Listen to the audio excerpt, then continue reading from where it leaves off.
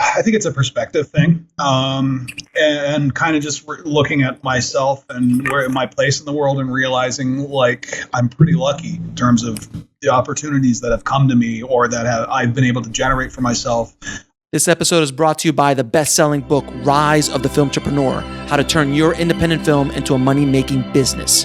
Learn more at filmbizbook.com. I'd like to welcome to the show Justin McConnell, man. How you doing, Justin?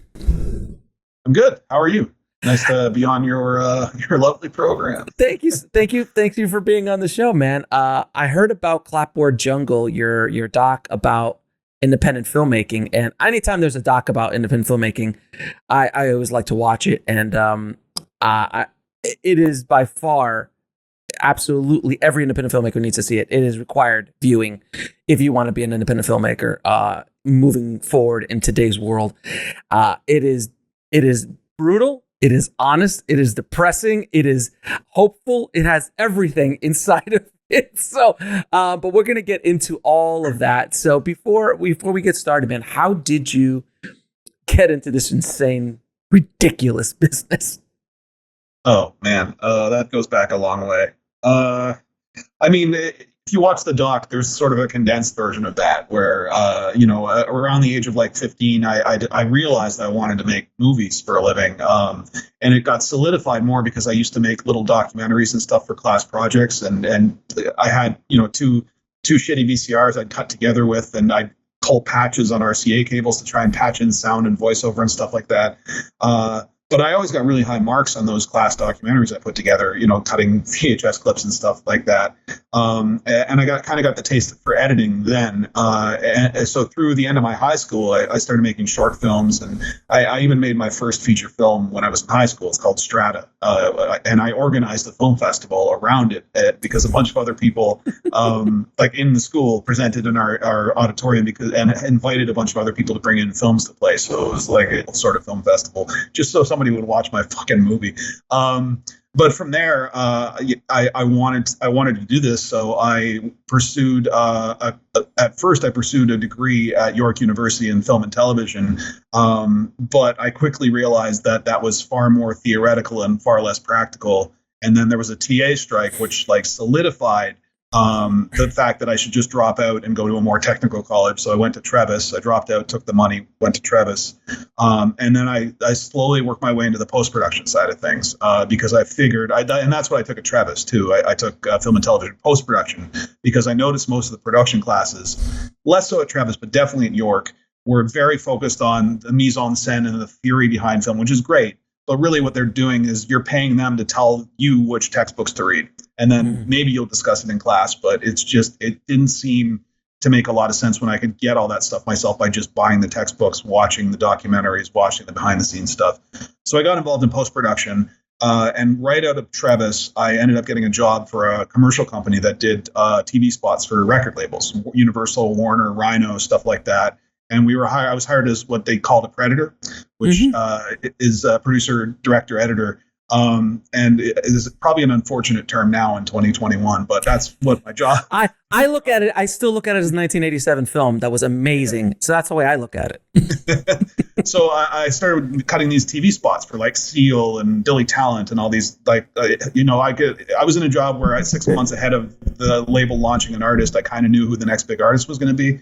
But that really got me in like thrown into the frying pan of editing. And then I started with Unstable Ground, the company that I formed in 2001, officially formed in 2001. I was using that name all through high school too.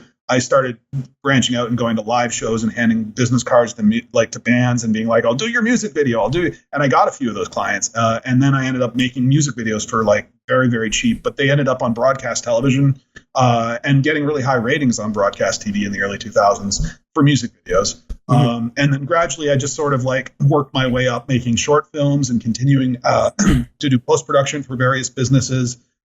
There was one year where I was like simultaneously working for a client where I was servicing the Bible League of Canada, the Gideons, and the Freemasons all at the same time, which was pretty funny. And then simultaneously on the side making my own horror movies and stuff. So if any of those clients knew what I did on the side, they'd be like, "What the hell?" But then if they knew what anyway, it was just the weirdest time in my life, I think. One of the weirdest. And then it just kind of went from there. And then in 2004, I set out to make my first feature documentary, Working Class Rockstar, just out of my own pocket, paying for everything sort of out of my own pocket. That was completed around early 2007 and then released in 2008. And there's a long story about the distribution of that one and how screwed over I got. And I'll get to that, I'm sure, at some point in this podcast. Mm-hmm. But I sort of built up from there, and I've just been making self-generated features and shorts for years and years and years. And the first like narrative feature that I made that did any kind of real distribution was this movie called The Collapsed that I made for like $40,000 Canadian up front.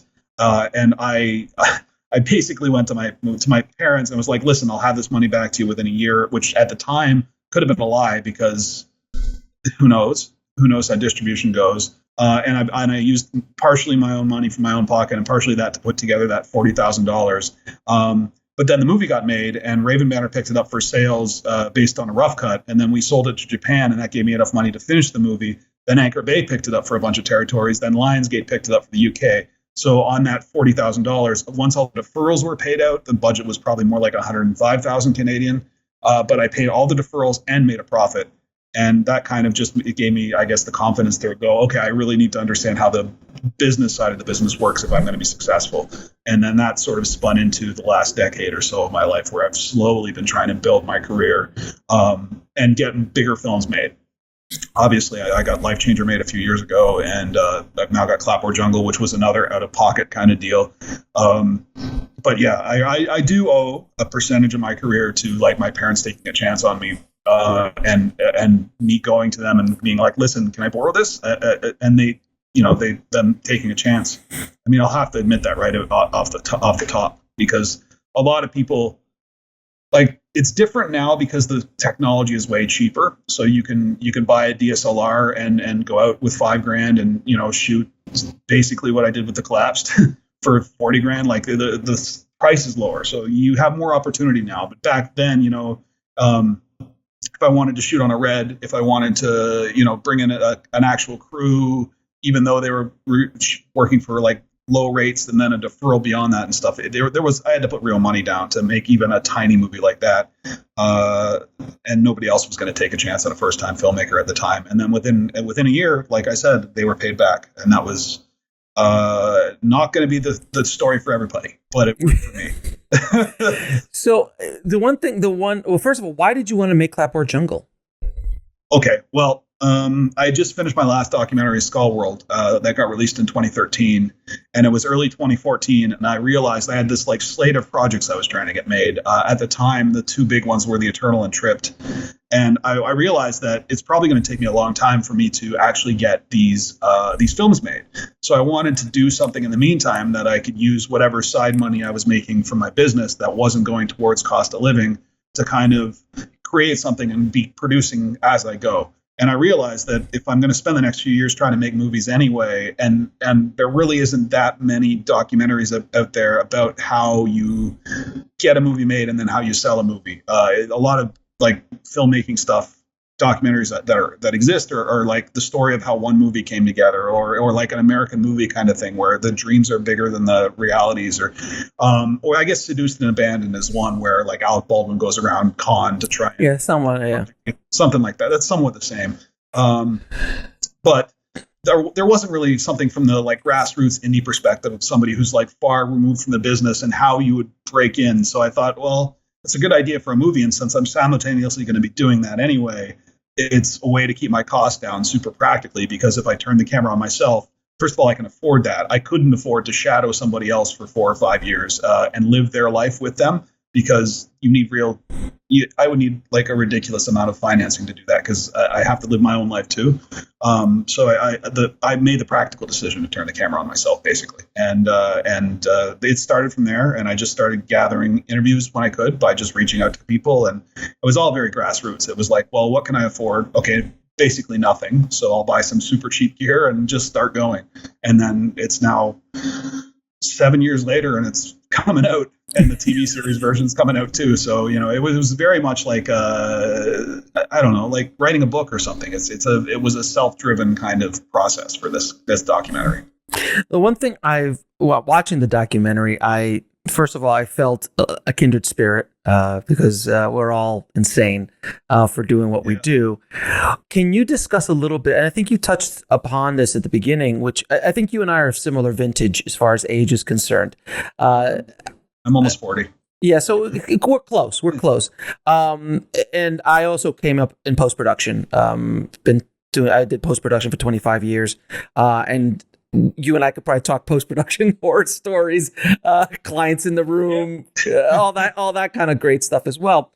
But I've talked a lot about, over the years, I've talked about something called the lottery ticket mentality. And I think it's something that's very, it's something that is so ingrained in our generation because of the 90s, because of Tarantino and Rodriguez and Smith and Linklater and Singleton and Spike and all of those guys. It was that time period of, I think, probably all of the 90s. It started more early 90s, but that whole time is where we were seeing the lottery ticket. Like every month there was a new $1 million deal, and Ed Burns would show up with Brothers McMullen, or Linklater would show up with Slacker, or Kevin Smith with Clerks. And it just, and in our minds, we were just like, oh, I have to make one of those too. And I have to blow up too. And maybe if I go to Sundance, and maybe if I make a movie and submit to Sundance, I'll get that. And there's a whole generation of guys our age that had to deal with that. And you talk about it pretty on the nose in the documentary. Can you discuss that a little bit and what you dealt with? Well, and how'd you break out of it? Or are you still dealing with it? See, it's a difficult question because, obviously growing up, that's exactly what the dream was, right? You know, you become one of those indie filmmakers that breaks out and like the world's your oyster for a bit. But I feel like at a certain point I realized that was always just kind of a lie. Like it was always sort of a spin. Because for every Kevin Smith or Quentin Tarantino or, Allison Anders or whoever else, there was probably 100 other people that we didn't hear the stories of, but their movies still got made. And now there's 1,000 other people who we're not hearing of, but their movies still got made because of how much easier it is to actually make a movie now. So I think what broke me out of it most was probably getting conned. But because in the early 2000s, I had this mentality like when I made Working Class Rockstar, I mean, the movie is rough around the edges. I shot it on a DVX 100, but it has some sellable stuff to it. And I ended up being I turned down the first producer's rep. But then this is the kind of thing that happens when people are green and they have this big hit lottery ticket mentality. Is there are people out there that prey on that mentality.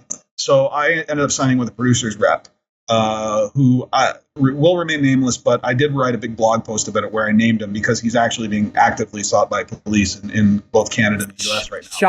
Shocking. Yeah. Because he defrauded an old folks home in Barrie. No. That's just, I can't even believe it. He was a career con man. Anyway, he signed me on, and I still distinctly remember the first meeting, right? I've got this finished documentary film, and I've never been to a film market. I have no idea what any of this shit is. And I just want somebody to shop it around. So it's very much a big talk kind of thing. And would have been 2007, I think. So, I would have been significantly younger, and I had no idea how to sell a movie at this point. I just was trying to figure this shit out. And I remember him going through his phone and showing me photos. Here's me with Anna Faris. Here's me with, like flipping through all these like photos and going, okay, I'm thinking this guy's legit. He knows these people. Like, I don't know this business from Adam. I just do post-production. I'm in a little fucking closet. I hope I can swear on this. I can't. It's too late now, but that's fine. That's fine. So I remember him flipping through this stuff. So I signed a deal, but the red flags that I should have clued into, but I didn't know was he wanted a retainer, which was $5,000. Oh, you got off. You got off easy. My first producer's swap was $10,000, so I got screwed for 10.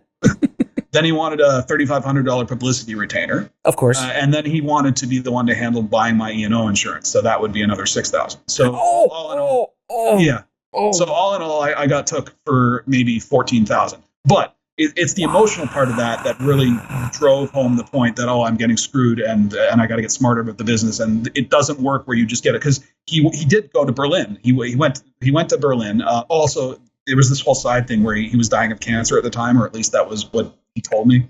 And He goes to Berlin, and I get all these texts in my phone, like, we just sold Israel for 10,000. We just sold, and I'd be getting those for days and days and days and days. And it added up to like well over $140,000 in international sales that he told me I had.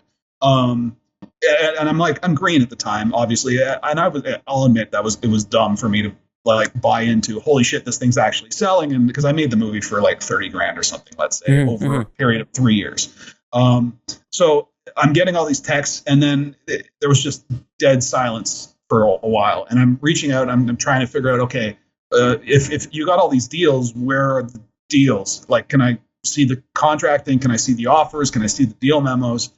None of that came in. So I started doing some due diligence and digging, and realized that the contract I'd signed for this producer's rep, that like his agreement, the address on it was actually the address of a gym that wasn't any, like, no offices in it, anything like that. Just he must have thrown a dart or something. And I kept digging more and more, and it turned out he'd also defrauded the movie Free Enterprise. They had a sequel to that they were planning, and he took the money and ran on that. There was this big, it was called The Publicist. It was going to be a television series based upon publicists around the Toronto Film Festival. He took all the money and ran from that. And he's one of the co-producers on Pontypool. So I always make the joke that I indirectly helped co-finance Pontypool to some degree, because he made that directly after he defrauded me of this sort of money. But the point being is that that was kind of my first wake-up call. And then the movie started getting distributed. The distributor took it on, and I don't blame the distributor I don't blame Cinema Epoch, who took on the movie, for this happening. But as soon as I got signed, because Greg's actually a pretty solid, the guy, like, this is not their fault, but they were being handled by Koch at the time for distribution. Like, their actual titles were Koch titles. They go through Koch, and then E1 bought out Koch, and this was directly after I'd signed. So basically, my release got forgotten completely. And kind of just dumped into the market. And then I signed TV rights to another company that doesn't exist, Peace Arch, who went into creditor protection after selling my movie to Super Channel for like 20 grand.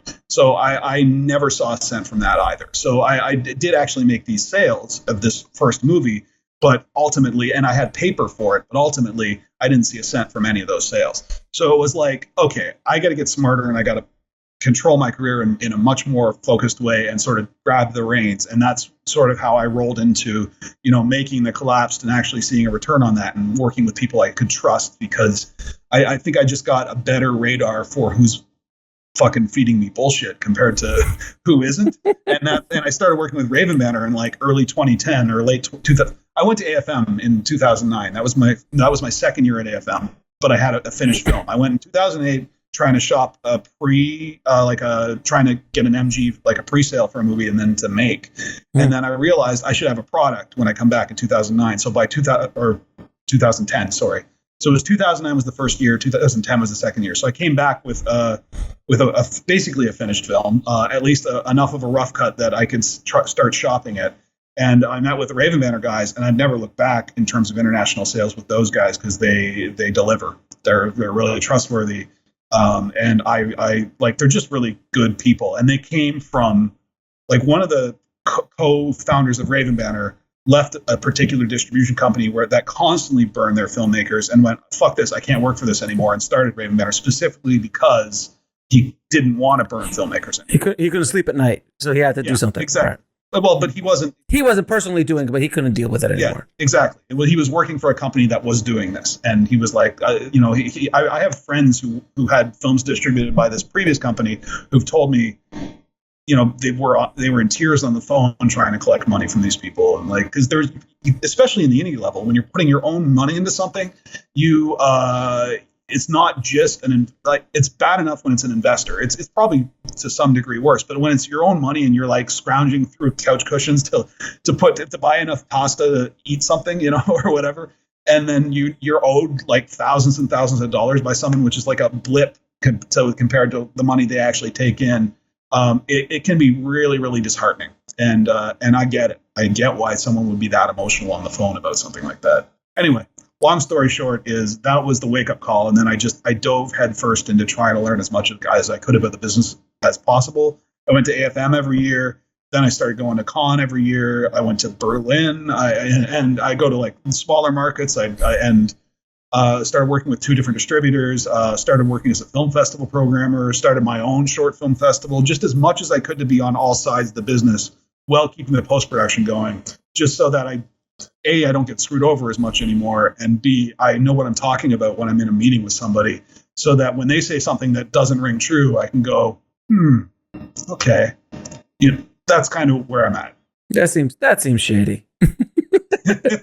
It's like when you hear those things in those meetings, God, I mean the stories. I mean, everyone listening knows my stories because I've talked about them so much and written books about them and everything. It's just such a with sales projections, right? Like if you get someone, and then I'm working directly with an international sales company that I know is honest and gets honest fucking numbers, and that, so when somebody gives you sales projections or something, and you're like, there's no way that's making that in the market right now as it exists. There's no friggin' way.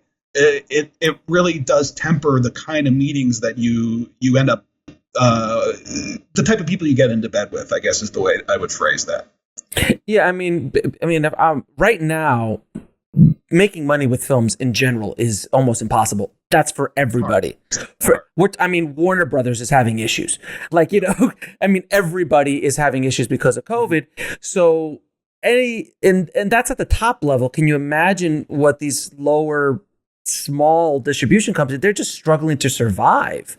And I think that the predatory aspect of the distribution side of business is getting worse and worse and worse, and will continue to get worse and worse as that pressure continues to tighten on them. So before there was a little bit of fat but now it's getting so, and they were screwing filmmakers when it was fat. Can you imagine when they're thin or really lean? They're going to be screwing filmmakers left and right.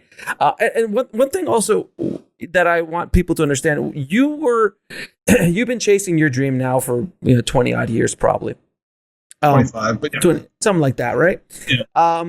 And you were smart enough to I'm going to build a business to support my habit, if you will. Yep. And you decided to go into post-production, which was the exact path I went down, because I figured, post is definitely a skill that a director needs. It adds a tremendous amount of value to any endeavors that I'm going to work on as a director, because I don't have to worry about post anymore. Like, I can't even comprehend budgeting post. I don't budget post because I'm like, I'll just do it. I'll edit it. I'll color correct it. I'll VFX supervise it. I'll post supervise it. It's something I could do myself. But that was something really smart, where I see other filmmakers who I'm going to work at Starbucks to follow my dream. I'm like, dude, it's going to be a rough road for you. Would you agree?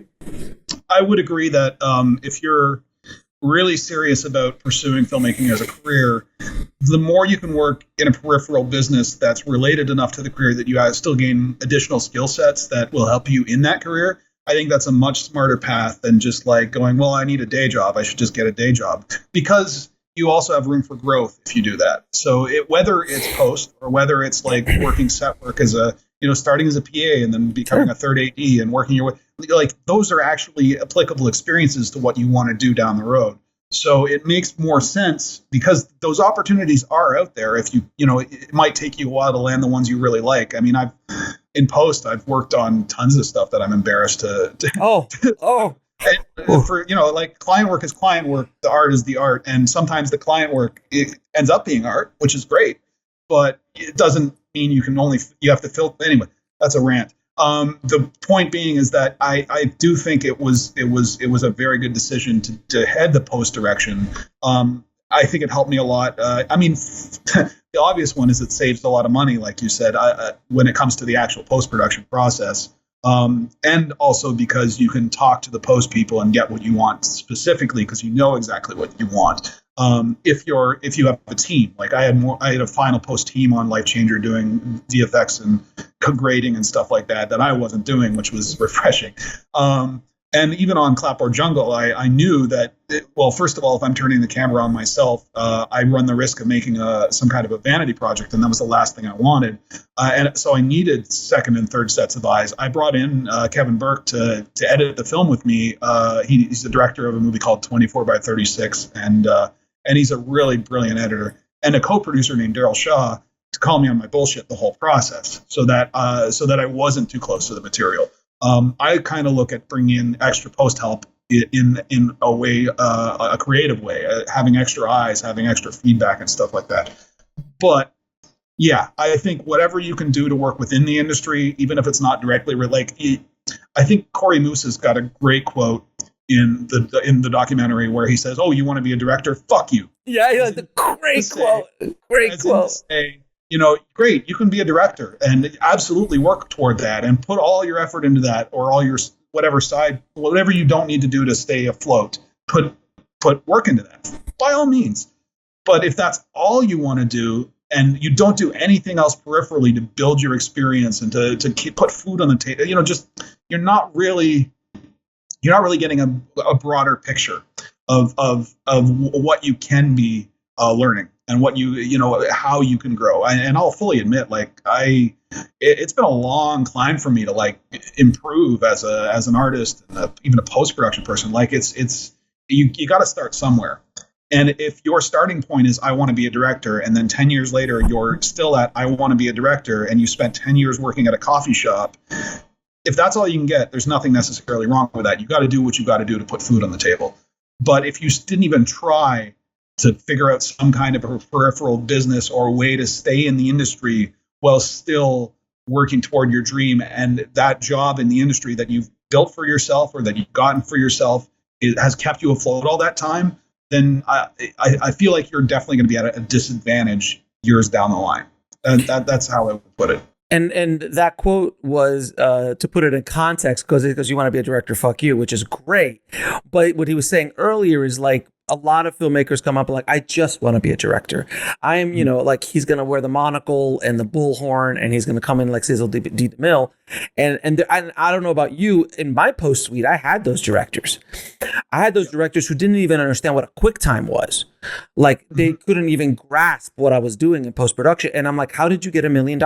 Who gave you $1 million? And I would get upset. And how old are you? You're 20 what? Fuck you. It was just got me so angry, because they were just so and most of those, I think almost all of the directors, they never made a second movie, or they never continued down that path because they didn't have that other skill set. And in today's world, you need to have so many other skill sets besides just being a cool director. You need to understand writing. You need to understand post. You need to understand how to deal with the politics on set. You need to understand marketing. You need to understand social media. It's sad, because you wish you could be like the olden days where all you needed to do was to be a director, show up on set, and you had a crew of 100 people who are all professionals at the highest level to do to bring your vision to life. But in today's world, that doesn't really happen. And all of those it does it at the higher levels, but even then, then, man, Michael Bay understands a lot more than just how to frame a shot. David Fincher is one of the most technical directors on the planet right now. Chris Nolan knows. These guys are not just, I'm going to show up. Oh, I don't even know what a camera is. That's icky. No, that's not these guys. So everybody, even at the highest levels, I think, have to understand other aspects of the business. I think it is a myth that you could just show up and be a director. If you don't understand a script, if you don't understand what a good story is, how it's constructed, the basic understanding of myth, understanding of story structure, even though you might not do it, but you need to understand it. Is that a fair statement? I think it's a fair statement. I think there's that old adage that filmmaking is a language, right? Or it's a conversation you're having with your audience. But I would probably diversify that a bit more and say filmmaking is multiple languages. And you need to know how to speak each one. So you need to know how to talk to makeup people. You need to know how to talk to your post team. You need to know how to talk to your camera team. You need to know how to talk to actors. And these are all different ways of speaking. They're all different aspects of one big industry and one big art form. And if you don't take the time to understand how to speak the language of those departments and of those, distributors speak entirely differently too. Film festival programmers have their own sort of in-speak kind of, if you don't take the time to really understand, and the audience is a whole other conversation. That's a completely different language. Actually delivering your story and your art, completely different language. So it's almost like you need to be multilingual in the sort of entrenched individual department languages of the business in order to effectively communicate a vision or a goal or anything in this business. And if your only language is director, everybody's going to be like, what the hell is this guy talking about? Yeah, that's how I would phrase it. I would agree with you 100%. Now, with your journey, and this is something. I mean, I think it's important to mention that always the word "guy" is an adage for everything. Yeah, of course. Yeah. Now, during your journey of making your films, how important is cast? Most important. Absolutely the most important, and it took me a while to really realize that, and I self-excused myself a lot, where I would say, well, I don't really have the money for a great cast, so I mean, I just have to take what's available to me. And part of that gave me the excuse in my earlier days to kind of be lazy with casting to some degree. I mean, earlier on, all you can really get is your friends, and sometimes you're lucky and your friends are good actors. But even when I made The Collapsed, not every role was ideal in that one. I do think that in their own right, all the actors that I got are relatively talented, but I don't know if they really fit the roles. Not all of, and I'm not being specific. I'm just saying that, like, as an overall ensemble, I'm not sure if the casting was the wisest sort of decision, especially given the short production time. And anyway, the point being is that, and that's happened, like, especially in the non-union world, if you don't have the budget to be able to afford somebody who's really super seasoned, it takes extra time to find somebody who really fits a role, can live in that role, and doesn't feel like somebody who's just trying to be an actor or just trying to act. I think casting is probably one of the most important things for any film, simply because it could be a great script. You could be a brilliant director. You could have incredible financing. And this happens with big movies too. Like, you could have every resource in the world, but if the cast isn't right, the thing that actually is there holding the audience's attention, that's the first thing that will get your film dismissed is bad casting or poor performances, or just, like, there's stigma in the business too when it comes to, like, independent film, because if it's not somebody has seen before, a lot of the audience already jumps to the assumption that, oh, this is a nothing film, and these are just, like, local theater actors or something. Like, you basically need to find a way to make it so that stigma, that audience that is watching your film, looks past the idea that these are not people they've seen before, past the idea that you don't have a lot of budget, and sees the character within the actual actor's performance. And you're not going to get that if you've miscast, or if you didn't take enough effort to truly find somebody who really works for the role. And it's not just their performance that matters, it's also their attitude on set and how willing they are to embrace the actual vision of a film, as opposed to, like, some actors, you can cast them and they'll have their sort of own agenda, what they want to get out of it, because they have presupposed that this film's not going to be very good anyway. So they just want those one or two scenes that they can use for their reel to help their career down the line. So they're going to toss out any sense of effort to do anything more than that. You got to kind of avoid people like that, who are just there to climb a ladder and are just doing your projects simply because, I read this scene I'm going to be in, and it's got some cool effects in it, and that's going to look great on my reel. And it's not, like, it can go both ways. But I would say that, that's really important, casting, and then finding the time to either rehearse or, really talk about the character dynamics with your cast really helps a lot too. And these are things that I've gradually learned over the years, and I'm getting better at, and everybody's improving. And the hope is my next narrative feature, will be even better cast. And it's a big question. But yeah, casting is probably the most important thing. I mean, the story is really important, right? On a marketability standpoint, yeah, cast. Yeah. But without the cast being, believable and sellable, and not sellable to the level of, like, you've got A-listers or whatever, but believable and, like, they just feel authentic to the role they're supposed to be playing, you basically have shot your film in the foot right from the start, because there's too much competition. There's just too much. And you also said something like that actors will do a scene just for their reel, but I've had experience where the cinematographer does it, the production designer does it, that they'll just jump on your show because And then you'll see that the DP is taking a little extra shot long to make this one shot because he knows that's going to be on his reel, but it's screwing your day. That happens as well. I think I've been lucky enough that hasn't necessarily happened. I've worked with really good crew people.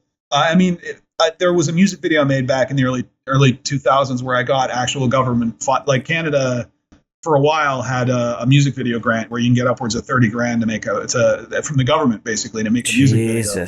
And so I got $15,000 for this music video in like 2004.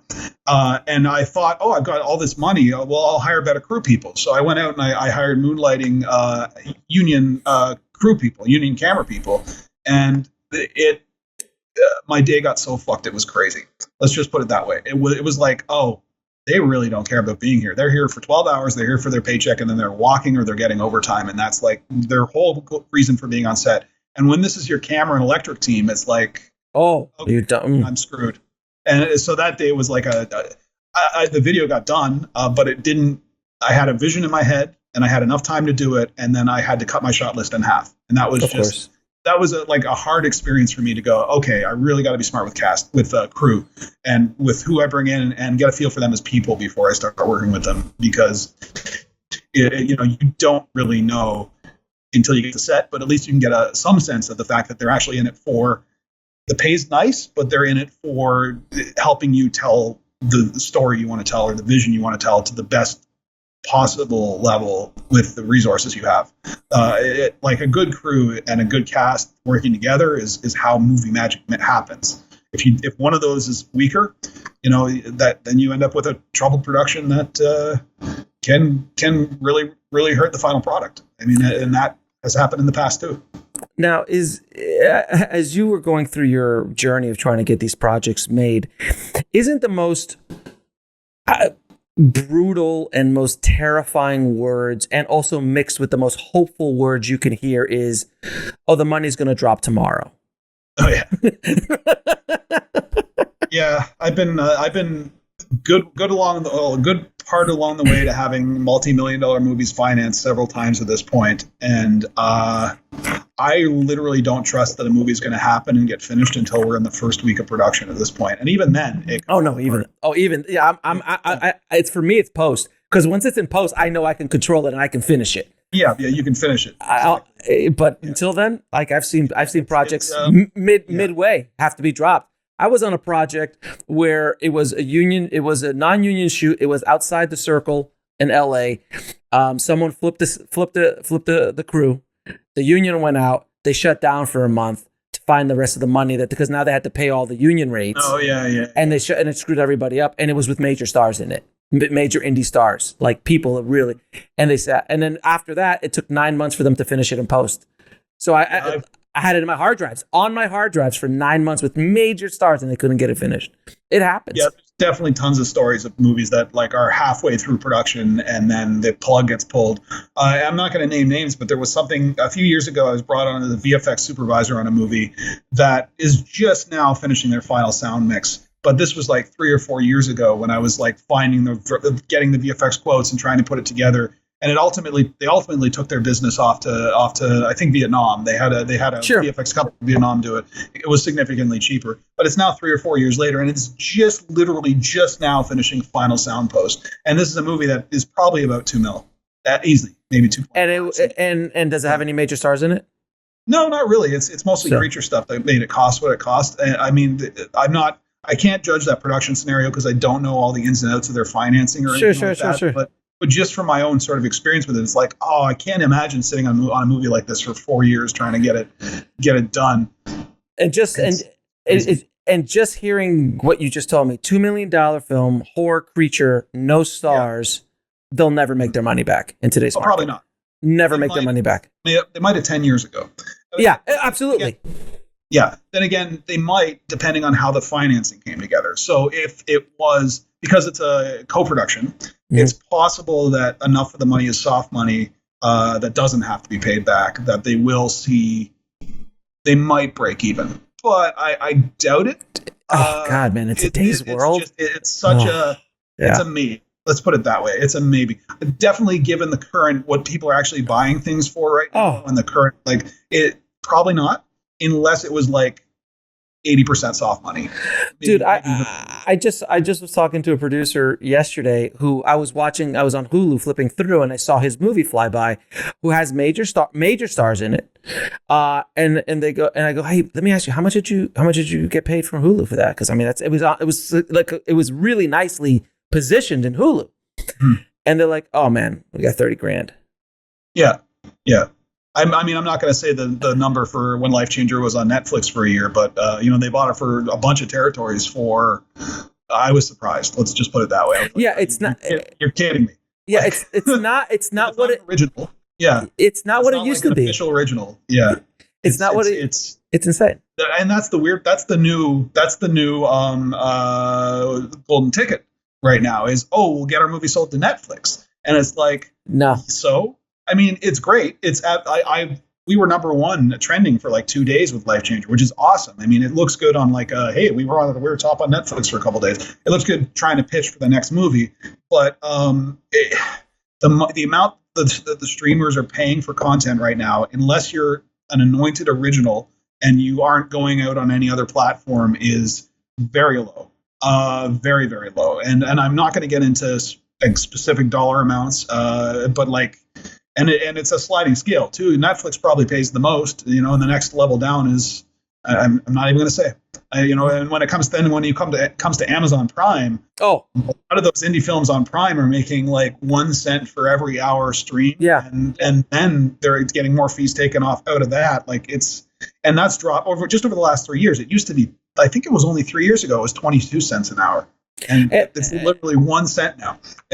Yeah, I know. Because before at 22 cents, you could actually, which doesn't sound like a lot, but you could actually make really good money. If you properly promote it, you could have. But now it's gone. Yeah. And now Prime's going through and tearing down anything that is relatively lower budget looking, or like whatever doesn't perform to the level that they're actually making any money, they just take it down. It's like, you can't resubmit this. I sold Broken Mile, a film of mine, to Hulu. Well, Gravitas sold it, but anyway. This movie Broken Mile to Hulu back when Hulu was buying indie stuff for flat fees as opposed to. That's what I got. Yeah, that's what I got. And I got a pretty solid sale out of Hulu, but even that solid sale was relative to the budget of the film, which was quite low. So it wasn't a lot of money. And I think the thing that is really important is that the way you make your money back now is you've got to diversify across as many possible outlets and platforms as possible, because one isn't going to do it. It's probably going to be multiple, unless you're lucky enough to partner with Netflix from the start and do one of their 130% deals on an original. Like there's XYZ did this a few years ago, where they made a series of $2 million films for Netflix. And I don't know if Netflix is necessarily doing this level of film anymore, because they're making bigger and bigger and bigger stuff. But the deal is that Netflix owns world rights, but they pay 130% of the budget. So you get your 2.6 or whatever it is and that's all you'll ever see. But that sort of thing can be good for you. Yeah. If it's a massive hit, though, if everybody in the world watches it, you're not going to be profit participant in that. So they could start an entire franchise on the back of this thing that you've just built. By the time the 10th part comes out, you've only ever made that extra $600,000 as a production ever, kind of thing. So it's like, and I want to kind of do a little myth busting here for everyone listening. So your film was trending #1 in Netflix. So when they actually backed up the truck of money and dumped it into your front yard, did you have a problem counting all that cash that was coming in because you were #1 trending? They used UPS and they drove past my place and I never saw it.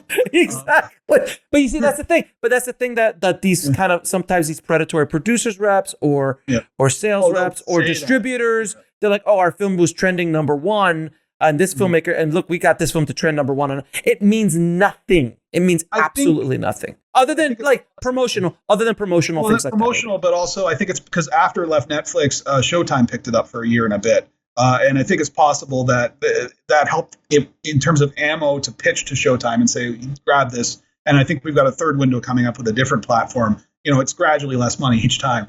But I do think as an overall package to try and pitch your film to other platforms, that's a great thing to be able to say. Absolutely. But but it doesn't translate into actual real world dollars. It just translates into someone else might take a chance on this next time, or the next window. There's better potential. Is basically what it is. It's better potential. And that's the other thing about even getting on Netflix is like, I don't think they would even consider my film if I hadn't done festivals around the world, won a bunch of awards, had like 100 positive reviews, 93% on Rotten Tomatoes. Like all these things are the reason that it was picked up by Netflix, I think. I don't think it was just, oh, this film's interesting. It was literally like, okay, there's clearly an audience. We might as well just throw a little bit of money behind this and put it on the platform. That was.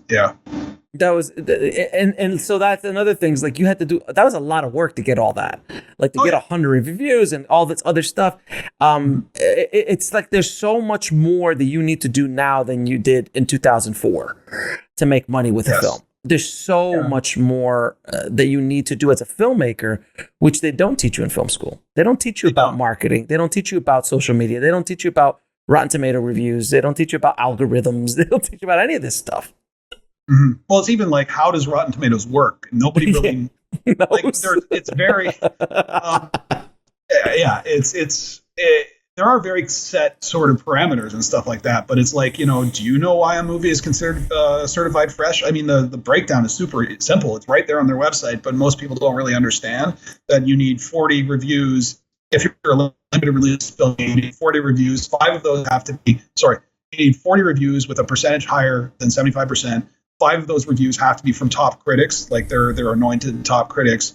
And then once you've hit that threshold, then you can be certified fresh. So if you've got 29 reviews, but you're 95%, and you've only got 1 top critic in there, then you're out shit out of luck kind of thing. So it's like there's all these sort of like inner workings. If you're a wide release film, you need 60 reviews. It's there's all these sort of like just background. I don't know where I'm going with this, but the point being is that all these sort of sites like IMDb and their weighted average system can fuck your movie too. Like there's all this,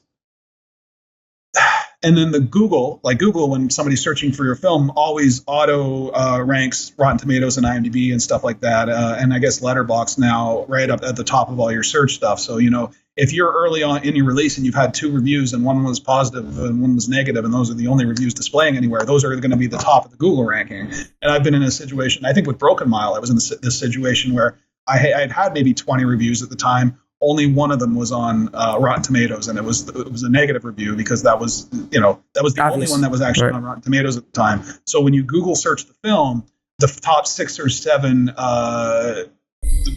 the top 6 or 7 results were all a very negative picture of a movie that had maybe 13 out of 20 reviews, or maybe 15 out of 20 reviews were quite positive. But the perception to the public in that early part of the release is like, well, why would I want to watch this? And it doesn't help you move units and get people to watch it and bring in revenue when the way the algorithm works and the ranking in Google works shows, this limited view of what the actual picture of the film is. And I always find that kind of frustrating too. What is the biggest lesson you learned in the making of Lifechanger? Oh shit. That's a challenging one. I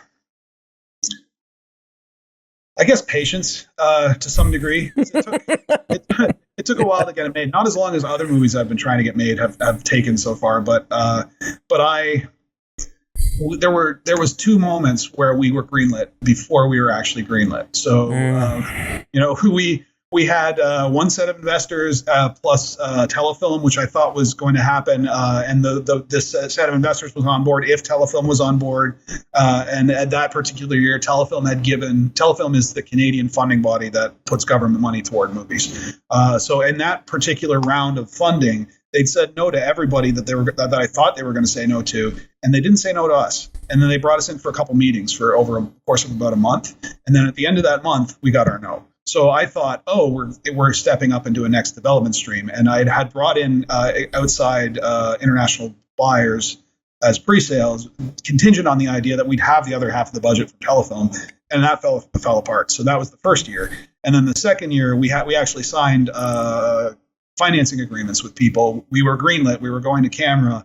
And then once we started getting into a conversation about the number of shoot days that would be needed to pull off the film in a way that Abby and I felt we needed. The investors were used to making movies that were like 1.2, 1.3 million dollar movie of the week type movies, where they would shoot them in 15 days. They bring in their one American actor or two American actors, and just sort of rush it out. And I was pushing, even though we had a lower budget than that, I was pushing, no, we need like 20 to 23 days to do this right. It's an effects movie. Even that's pretty tight. But in order to properly get the performances out of people, in order to properly, my argument was we need more days, and we can do it if we change the way we budget it to this and cut some of this fringe off. And that's kind of the last thing an investor wants to hear necessarily. But that argument started up in the second time we were greenlit essentially, and they just decided to pull their offer and go with a different movie they financed for more money. Essentially, they put more money down on a different movie, shot it in less days, and that was frustrating. But then when I finally got to make it, I got to do it in 22 days. I got to do it with partners that supported the vision and really did a pretty decent release for us. So I think it came together in a way that it probably could have come together in a way with more budget and bigger actors, and it would be a different film at that point. But in the low budget indie sort of version of it, it's probably the best it could have been given the resources we had and the time we had.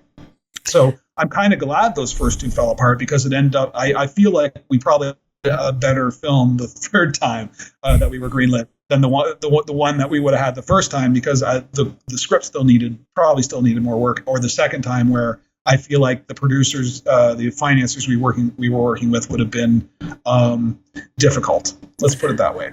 The key term I think here is persistence, man. And if you don't have it, you will never make it in this business. It's just keep trucking along, which I think one of the most profound things I think you said in the entire documentary was, I was chasing the dream so long I didn't realize I was living it. And that was such a powerful statement, because so many of us always are looking for that thing. Like we're not successful until we do this, or we win the Oscar, or we win this, or whatever BS that we talk to ourselves in. But when you realize, you're like, especially guys like you and me who've been doing this for so long, 20 odd years, you look back and you're like, I've been living the dream. It's not exactly the way I wanted to, because it's never exactly the way you want to. And I've spoken to the lottery ticket winners. I've had those conversations. I understand. And even they are just like, this is not what I planned. And even after they win, sometimes the lottery ticket, you're like, now what? And whatever they want from that point on doesn't go exactly. So, but I just thought it was such a profound statement, that it was chasing the dream so long that I didn't realize I was living it. When did you come to that realization? I think it's a perspective thing, and kind of just looking at myself and where my place in the world, and realizing like I'm pretty lucky in terms of the opportunities that have come to me, or that I've been able to generate for myself, and looking at the reality of this landscape of the filmmaking business as it is right now, and just realizing like I do to some degree. I'll start by saying this. I know that I have a degree of privilege, even though I'm a nobody, and I'm not particularly wealthy, and I had at best a lower middle class upbringing. I'm still pretty privileged when it comes to what I've been able to generate in my career so far, when lots of other people haven't been able to do that for lots of different reasons, whether it's systemic or whether they just never had the opportunity to have the resources necessary, or whatever decisions were made that brought them on their path. So on a perspective level, I can look and say, I don't have it so bad compared to a lot of people. That was one realization. I think the other side of that is just sort of realizing that in a very like esoteric Conrad kind of way, where the journey is more important than the destination. If I look back over the last 20 years of my life and all the different things I've gotten to do and the countries I've gotten to visit and the films I've gotten to create and the people I've gotten to meet and the rooms I've been in that as a kid, I would have been like, are you fucking kidding me? You're drinking Chivas Regal with George Romero right now. And Guillermo del Toro just walked out the door 20 minutes ago. It's like those moments, if I look at those and go, okay, fine, maybe I haven't made, my version of In the Mouth of Madness yet, or whatever. I haven't, I'm not John Carpenter, and I'm never going to be. But I am Justin McConnell. I've done what I've done, and the hope is that I can continue to make more stuff, whether it's bigger or not, doesn't necessarily matter to me. Better is what matters.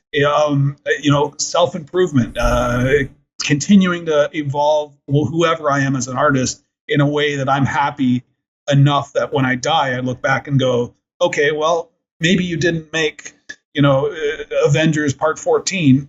And that's not even one of my goals. But I can get into that in a second. But like, maybe you didn't direct a $200 million blockbuster, but some geek kid somewhere on their video collection or in their file library, I guess, because it'll be the future and physical media won't necessarily be the same, has a Justin McConnell selection somewhere. Somebody appreciated the work you did. Maybe a lot of somebody's. It doesn't, as long as I can look back and go, you impacted somebody at least. That's more than I think a lot of people can ask for in life.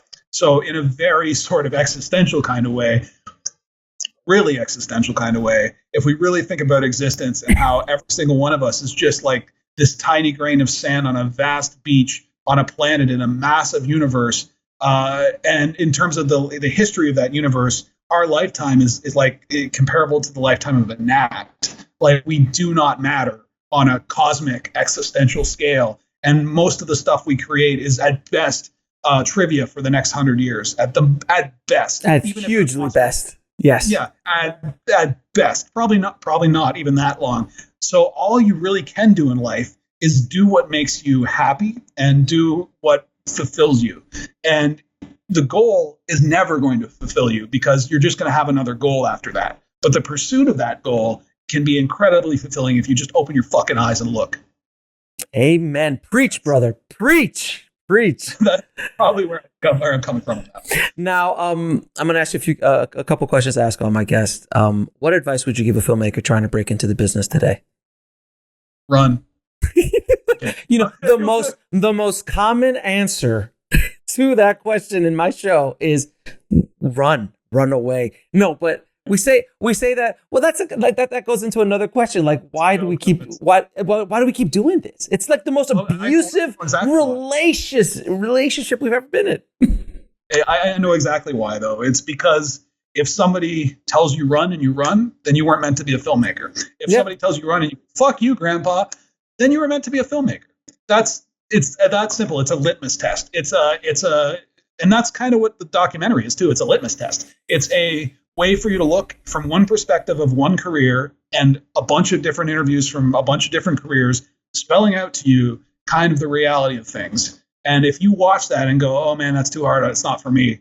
Great. You've just determined that it's too hard and it's not for you. But if you look at it and you saved a decade.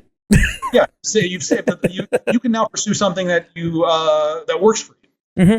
But if you watch it, or if you listen to a podcast like this, or your parents or whoever else tell you you're never going to make it, it's not a career for you. Look at all the thousands of people doing it, and they're not making it. Even this guy who made this fucking documentary. I mean, would you call him a success? These sort of expressions, these things that come at you constantly in your career, and they never stop. I've still got doubt all the time. It's just part of being a filmmaker. If none of that sways you from your path, guess what? You're a filmmaker. I think that's what matters. That's why we say run. And 3 of your favorite films of all time. Oh, God damn it. I have 1,000 favorite films. But I'm going to just do what I use as my 3 most influential to what got me started in my career. They're not the best films of all time. They're favorites of mine on an importance level to my own experience in life. Sure. But I'd be here all day if I was listing favorite films, because so the first one's The Monster Squad, because it was my dad rented for me when I was like 12. That gave me the horror bug. It got me started. I mean, I think I saw The Lost Boys before that, and I obviously Disney stuff like Mr. Boogedy and Gremlins and all that. I'd already watched that, but the Monster Squad is one that I distinctly remember. I still remember. I would have been. I probably was. I was 12. I remember walking into a video store. It was a new release that week. It was sitting on top. Wasn't a new release. I know it was sitting at the top of a shelf, and I remember pointing at it and looking at my dad, and he's like, "Okay." And that kind of opened a window to me to go, okay, I love this. That movie, as silly as I'm sure some people think it is such a sort of whole classic to me in that it implements all the creativity that you can have in film in one sort of like easy digestible pill that a kid can sort of get obsessed with. The same as I'm sure the Universal monster movies were for older generations. You talk to an effects artist and they're always like, oh, Dick Smith's work on this, and this is why I want it. Everybody has those sort of watershed movies. The Monster Squad was one for me. Okay. And then In the Mouth of Madness, John Carpenter's In the Mouth of Madness, another horror film, strictly because a lot of my thought patterns growing up fell into the idea of story within a story and metatextualism and existentialism and the idea of spaces between dimensions. And I was very much a cosmic horror nerd growing up. And In the Mouth of Madness is a movie that just for some reason just like stuck in my head and spoke to me. And like I feel like I'm always sort of chasing that high in terms of like the type of movies I love. And around the same time Wes Craven's New Nightmare came out, and that was like a duology of two films that both sort of dealt with the nature of storytelling itself, which always fascinated me. But I think that really drove me to think about story from the outside perspective and how it actually, reflects on the world. It's not just the story; it's what does the story mean. I think that really, In the Mouth of Madness was a big one for me. The last one's hard though, because I could literally say anything. But I'm going to say The Big Lebowski. And the reason I'm going to say Big Lebowski is because it's my chicken soup movie. It's a movie that I can put on, and I've physically been felt like if I'm physically sick, like I've got a cold or whatever else, I could put it on, and by the end of the movie, I've forgotten the cold to some degree. Like even though physiologically I'm still sick, somehow it puts me in a mental place where I'm like, shit ain't so bad. Like that's because you're the dude. You become the dude. Yeah. Maybe. Maybe on a subconscious level, you get about Jeff Dowd, the guy the dude's based on, how he'd go to Sundance and he'd just start vacuuming a party in the middle of the night. Anyway, that's a whole other side. Dude, I was at a party. I was shooting my movie at Sundance, and Jeff Dowd just walks into our party. Oh yeah, nice. Like he's over there like, that's Jeff Dowd. That's the guy who's the dude. I'm like, nice. Yeah. But again, I know those all sound like kind of film bro-y choices, and I'll fully admit, like I'm a guy. I grew up with these movies, and this is kind of, I think, an important thing to mention too, is that especially for our generation, that golden ticket thing was very much focused on like dude filmmakers, right? Like Tarantino's and the Kevin Smiths and all that sort of thing. And it's taken me a while over the last 20 years to kind of pull myself out of that very male-centric focused storytelling bubble, because you're always told write what you know, and you're always told like so I wrote the stories that appealed to me the most, and as I was growing up, the stories that appealed to me the most were like Starship Troopers and like very guy stuff, like the kind of movies that absolutely women can like them, but they're very much like there'd be the stuff that would be on a frat boy's wall as a poster or something like that, right? So I've spent a good long time sort of diversifying my film tastes. So when I say these are the most important movies to me and the most formative movies to me, those are starting points. But my world opened up so much, especially after I moved to Toronto and I started renting rare films from all over the world and going to cult video stores and expanding into world cinema, and I can't really answer the three best films question anymore. Sure, but you did a fantastic, by the way. It was fantastic answers. Fantastic answers. Where can people find Clapboard Jungle and any of your other work? So Clapboard Jungle right now, if you wanted to watch it, it's on VOD across North America. So anywhere you rent your movies, go to clapboardjungle.com. It's got all the platforms listed on the buy sell page. You can find it and watch it now. But in April, Arrow Video is putting it out on a super crazy special edition Blu-ray. Nice. And it'll be up on the Arrow Video channel, their new streaming app, which actually has a really awesome catalog of stuff up there already.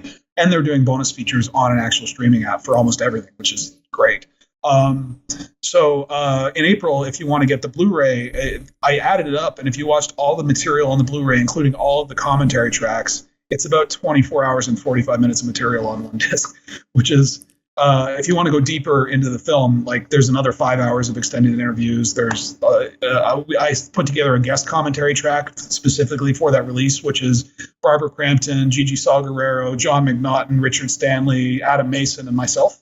So like, that's just us shooting the shit about film for 100 minutes, just as a bonus. Nice. So that's coming out. So yeah, clapboardjungle.com will connect you with everything you need to know, social media and all that sort of thing. I'm pretty open on social. Like you can just find me through my name. But my company website is unstableground.net. And yeah, add me on every social media platform but TikTok because I'm not on there, and LinkedIn because I don't check it. So that's Me too. I don't check LinkedIn ever. I get their notifications all the time, and I'm like, I'm sure this works as a professional platform, and nothing against the company, but I've never been able to adopt an active use of it for whatever reason. Fair enough. Justin, thank you so much for sharing your journey with us in Clapboard Jungle, sharing your journey with us here at the show. I appreciate you dropping the raw and truth knowledge bombs on the tribe today. So I appreciate it. At least as much as I perceive it, right? Everybody's perception and story is going to be different. Yes. It just is what it is. Thank you, man.